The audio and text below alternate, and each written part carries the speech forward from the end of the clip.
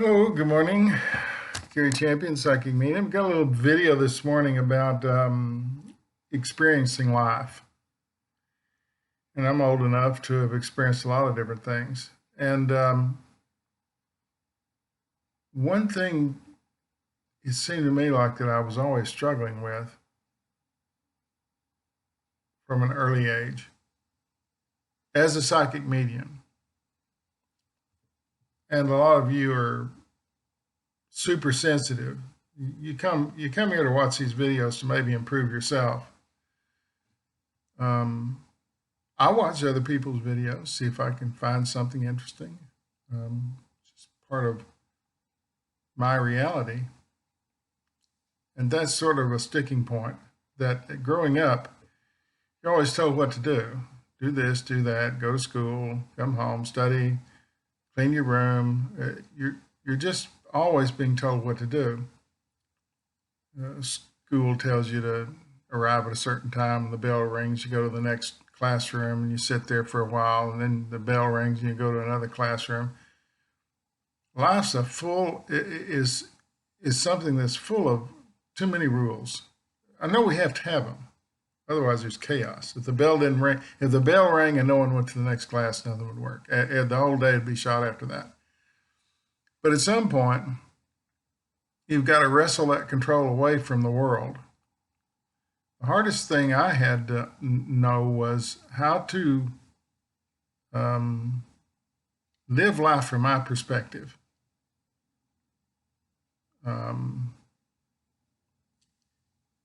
Experience life as I saw it, which was different than anybody else I knew. I had friends, we played, we did all the normal things, but inside I knew that nothing was what they said it was. They believed it because for them it was true. And for most people, these things are true. I don't know if it's a matter of brainwashing, but it's certainly something akin to that. I don't think anybody's intentionally doing it. What they want you to do is be a good citizen. I actually heard that a couple of times. You need to be a good citizen. What the hell is that? What does that mean? I don't know what a bad citizen is. How can I know what a good citizen? Well, you grow up, you eat your oatmeal, you go to work, you earn money, you come home, you raise kids, you have the picket fence and the wife and the dog and the cat and the neighbors like you because you're always helpful, and when they need you for when they won't borrow your lawnmower, I don't live that. I don't have that. I spend a lot of my time avoiding the neighbors. My wife does most of the talking simply because I'm not capable of it. I'll say hello, and if they say something, I'll comment. Trying to keep my comments within their perspective of what life is, instead of saying what I really think, which is usually what I'm reading.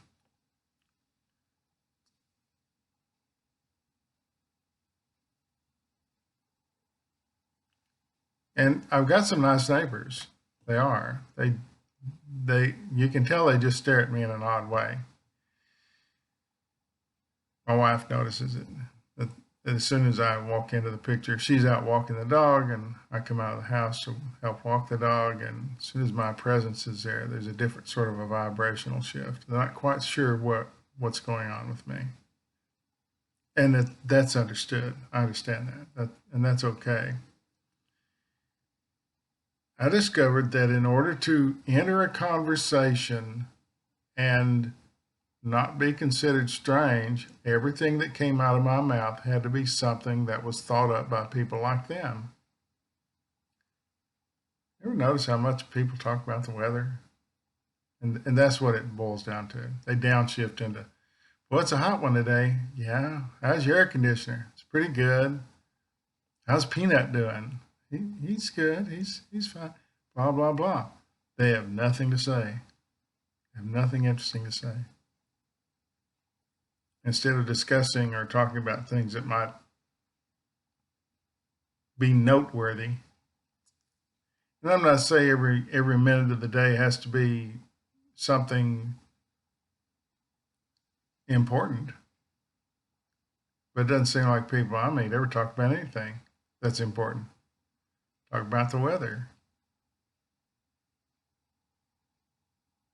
And that means you have nothing to say when you're talking about the weather. That means you don't have anything to say. Yeah, it's hot. I can read a thermometer. It's 90 degrees. It's hot. You're telling me it's hot? Yeah, it's supposed to cool off toward the end of the. Yeah, I know. My little iPhone has the weather on it. I look at it every morning if I'm going out and see what to wear. It's 90, shorts and t-shirt. I'm rambling. I know I am, but the point is that if you're super sensitive or hypersensitive or a medium or a psychic or anything like that, you appear quirky. And if you go to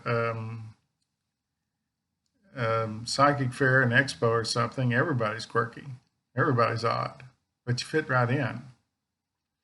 Which is why at a party or a meeting or something, psychic people are the ones standing in the corner with themselves. The nerdy people are standing by themselves. So I reached a point to where I decided that my perspective of life was more important than anybody else's. Certainly as valid. So every day for me is trying to experience life from my perspective. I'm trying to experience it as a medium.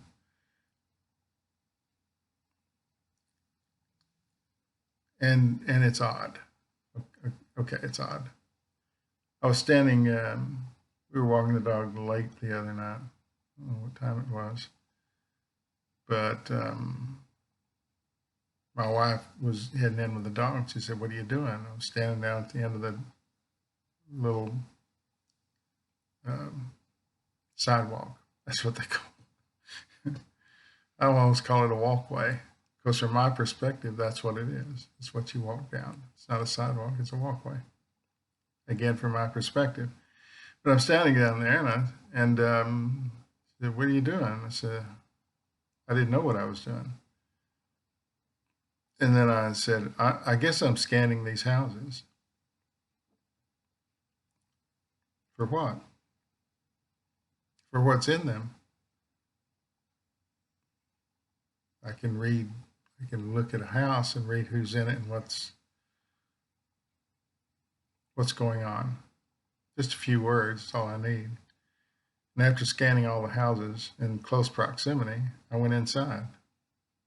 That's experiencing life as a medium, not as a guy who's retired or has a real job or has a normal personality. So if you're a psychic or a medium or super sensitive, and all those things are right in the same sort of plane.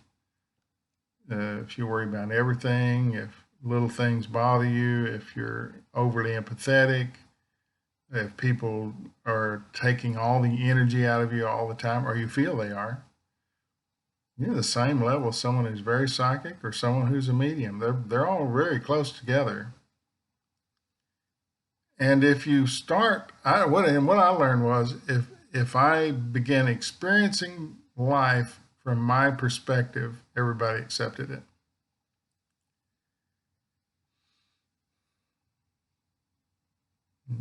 And if you don't, they don't tend to buy it. There's something fakey about you. So you're wasting your time if you think there's something there by experiencing life from somebody else's perspective. There isn't anything there. It's not that it's a bad life, it's just not your life. When I was young and as a musician, I wanted to sing and play things all day long. That's all I could think about was music. I tried to live life from my perspective, majored in music, taught school, did all those things. Because to not do that would be not living to my fullest potential. So when you live life through someone else's perspective, your life really doesn't matter. You're duplicating something somebody else is doing. And that's just boring. That's just boring. It's okay to be like other people and emulate what they are because you are the same. But when you're not, it's just a lie to pretend to be excited about the weather or, hey, they got this new restaurant down here. Have you tried that yet? That's usually that's what we hear.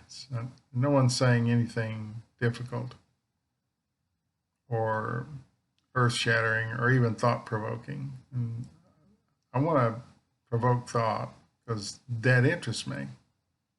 My perspective is one of a medium. I want to experience life as a medium. I don't want to experience it as a car salesman.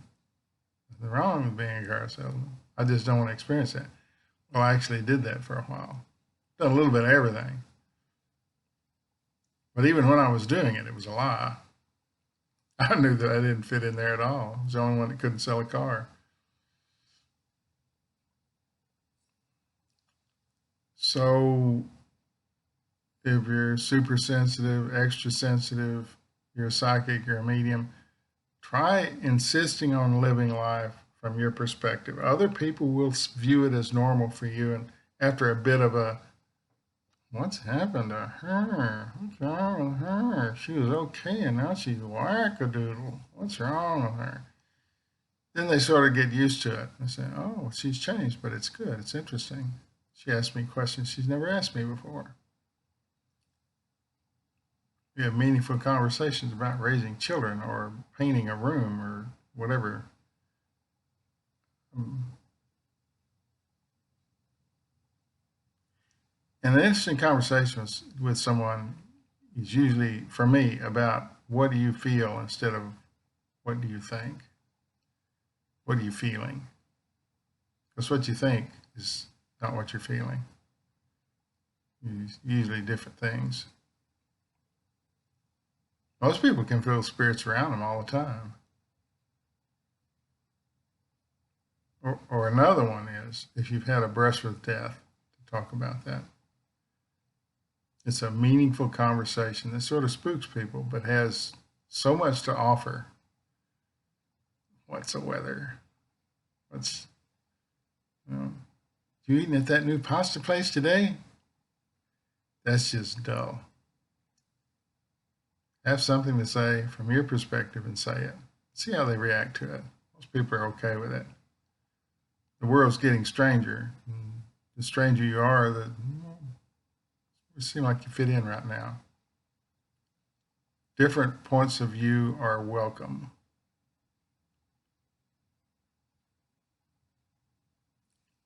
For me, no fear, no regret, no anger. Thanks for watching.